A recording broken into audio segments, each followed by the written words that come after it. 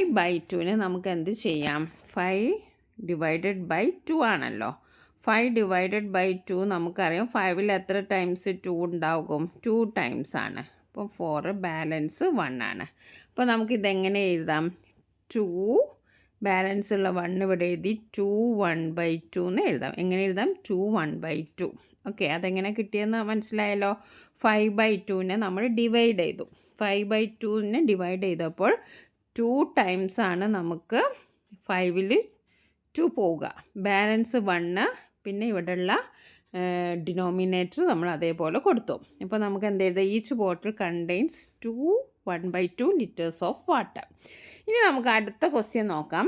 A rope of length 140 centimetres cut into 16 equal pieces. What is the length of each piece? അപ്പം length of the rope എത്രയാണ്? 140 centimetre ആണ്. Equal pieces ആക്കേണ്ടത് 16 ആണ്. ഇവിടെയും നമ്മൾ same മെത്തേഡാണ് നമ്മൾ use ചെയ്യേണ്ടത്. നമ്മൾ നേരത്തെ പറഞ്ഞു ആ ബോക്സിലുള്ള, അതായത് പേജ് നമ്പർ 32ൻ്റെ തൊട്ട മേലെ നമ്മളൊരു ബോക്സിലായിട്ട് കാണുന്നുണ്ട്. If you remove common factors of the numerator and denominator of A fraction then we get another form of the same fraction. ആ ബോക്സിൽ നിങ്ങൾ വായിച്ചിട്ടുണ്ടാവും. അതായത് നമ്മൾ കോമൺ ഫാക്ടേഴ്സിൽ നിന്ന് കോമൺ ഫാക്ടർ ന്യൂമറേറ്ററിൽ നിന്നും ഡിനോമിനേറ്ററിൽ നിന്നും നമ്മൾ റിമൂവ് ചെയ്താൽ നമുക്ക് വേറൊരു ഫോം കിട്ടുന്നതാണ്. ആ ഒരു കൺസെപ്റ്റാണ് നമ്മളിവിടെ യൂസ് ചെയ്യുന്നത്. ഓക്കെ, ഇവിടെ 140 ആണുള്ളത്, 60 ആണുള്ളത്. അതായത് റോപ്പ് ഓഫ് ലെങ്ത് എത്രയാണ്? 140 സെൻറ്റിമീറ്റർ. ആൻഡ് ഈക്വൽ പീസസ് എത്രയാണ്? 16 പീസസ് ആണ്. ഇനി നമുക്ക് കാണേണ്ടത് what is the length of each പീസാണ്. അപ്പോൾ ഇവിടെ നമുക്ക് 140ലും 60ലും ഉള്ളത് കോമൺ ഫാക്ടർ എന്ന് പറയുന്നത് 4 ആണ്. ഓക്കെ, 2 ഉണ്ട്, പക്ഷേ നമുക്ക് 4 എടുക്കാം. ഏറ്റവും ബിഗ്ഗസ്റ്റ് ആയിട്ടുള്ള നമ്പർ എടുക്കാം. അപ്പോൾ 4 ഉണ്ട്. അപ്പോൾ 4 × 35 എന്ന് പറയുന്നതാണ് എന്ത്? 4 × 35 എന്ന് പറയുന്നതാണ് 140. 4 × 4 എന്ന് പറയുന്നതാണ് 16. അപ്പോൾ ഇനി നമ്മൾ എന്താ ചെയ്യേണ്ടത്? ഇവിടെ നമുക്ക് കോമൺ ഫാക്ടറായിട്ട് എന്താണുള്ളത്? 4 ആണുള്ളത്. 4നെ നമ്മൾ റിമൂവ് ചെയ്യാണ്. അപ്പോൾ ഇവിടെ നമുക്ക് എന്ത് കിട്ടി?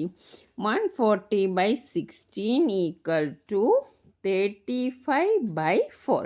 ഇതാണ് നമുക്ക് കിട്ടിയത്. 140/16 ഈക്വൽ ടു 35/4. ഇതെങ്ങനെ കിട്ടിയെന്നറിയാലോ? നമ്മൾ കോമൺ ഫാക്ടറിനെ റിമൂവ് ചെയ്തു. ഇനി നമുക്ക് ഇതിനെ നമ്മൾ നേരത്തെ ചെയ്ത പോലെ തന്നെ നമുക്ക് എന്താ ചെയ്യേണ്ടത്? നമുക്ക് 35/4 ആണ് കിട്ടിയത്. 35/4. അപ്പം നമുക്ക് 35നെ 4 കൊണ്ട് ഡിവൈഡ് ചെയ്ത് നോക്കാം. 35/4 എന്ന് പറഞ്ഞാൽ 35/4. അപ്പോൾ ഇവിടെ 35ൽ എത്ര ടൈംസ് 4 ഉണ്ട്? 8 ടൈംസ് ആണല്ലേ. 8 4 32. ഓക്കെ, അപ്പോൾ 5 - 2 ദാറ്റ് ഈസ് 5 - 2 എത്രയാണ്? 3 ആണ്. ഇവിടെ നമുക്ക് ഇതാണ് കിട്ടിയത്. അപ്പോൾ നമ്മൾ ആൻസർ എങ്ങനെ എഴുതും? 8 പീസസ് ഉണ്ട്. ഇവിടുത്തെ 4 ഡിനോമിനേറ്റർ ആയിട്ട് അതേപോലെ എഴുതാം. ഇവിടുത്തെ 3 റിമൈൻഡർ 3 ഇവിടെ കൊടുക്കുക. നമ്മുടെ ആൻസർ എന്താണ്? 8 3/4 സെൻറ്റിമീറ്റർ ആണ്. എത്രയാണ് answer? 8 3/4 centimetre. Length of each piece 8 3/4 centimetre. ഇനി നമ്മുടെ ലാസ്റ്റ് പ്രോബ്ലമാണ്. ലാസ്റ്റ് പ്രോബ്ലം എന്താണ്? If 215 kg of rice is divided equally among 15 people, how much kilogram of rice would each get? അപ്പം 215 കിലോഗ്രാം റൈസ് ഉണ്ട്. എത്ര കിലോഗ്രാമാണ്? 215. 215 ആണ്. അത് നമുക്ക് ഷെയർ ചെയ്യേണ്ടത് 15 പീപ്പിളിലാണ് നമുക്ക് ഷെയർ ചെയ്യേണ്ടത്. നമ്മൾ നേരത്തെ ചെയ്ത പോലെ തന്നെ നമുക്ക് ചെയ്യാം. നമുക്കിവിടെ 2 നമ്പേഴ്സാണുള്ളത്. 215 പിന്നുള്ളത് 15 ആണ്. ഓക്കെ, ഇതിൽ നിന്നുള്ള കോമൺ ഫാക്ടർ നമ്മൾ എടുക്കണം. കോമൺ ഫാക്ടർ നമുക്കറിയാം. ഇതിലെന്തായിരിക്കും? 5 ആയിരിക്കും കോമൺ ഫാക്ടർ. ഇപ്പോൾ 5നെ എന്തുകൊണ്ട് ഇൻറ്റു ചെയ്താലാണ് നമുക്ക് 215 കിട്ടാന്ന് വെച്ചിട്ടുണ്ടെങ്കിൽ 43. 5 × 43 ആണ് 215. അതേപോലെ നമുക്കറിയാം 5 × 3 ആണ് 15. ഇനി നമ്മൾ ചെയ്യേണ്ടത് ഈ കോമൺ ഫാക്ടറിനെ നമ്മളങ്ങോട്ട് റിമൂവ് ചെയ്യാണ്. അപ്പോൾ നമുക്ക് കിട്ടിയത് 215/15 ഈക്വൽ ടു 43/3. ഇനി നമ്മൾ ചെയ്യേണ്ടത് നെക്സ്റ്റ് സ്റ്റെപ്പ് എന്ന് പറഞ്ഞിട്ടുണ്ടെങ്കിൽ എന്താണ്? 43 / 3 ആണ് നമ്മൾ ചെയ്യേണ്ടത്. അപ്പോൾ 43 / 3 നമുക്ക് ചെയ്ത് നോക്കാം. 43 / 3. അപ്പോൾ നമ്മൾ 43 ഡിവൈഡഡ് ബൈ 3 ഇവിടെ എഴുതി. ഓക്കെ, അപ്പോൾ 4ൽ എത്ര ടൈംസ് ഉണ്ട്? 1 ടൈമാണ്. Okay, 1 into 3.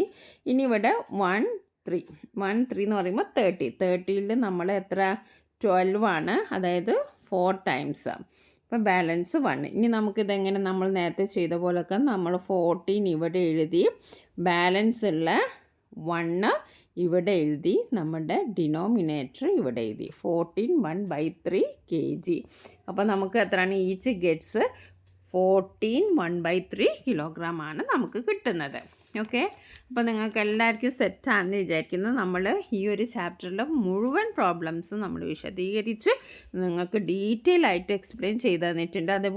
അതുകൂടാതെ നമ്മൾ ഇംഗ്ലീഷ് അടിസ്ഥാന പാഠാവലി, കേരള പാഠാവലി, ബേസിക് സയൻസ്, ഇതിൻ്റെ എല്ലാം ഫസ്റ്റ് ചാപ്റ്റർ ഫുൾ എക്സ്പ്ലനേഷൻ അടക്കം നമ്മൾ അപ്ലോഡ് ചെയ്തിട്ടുണ്ട് ഓൺലൈൻ ക്ലാസ് എന്ന ഈ ചാനൽ.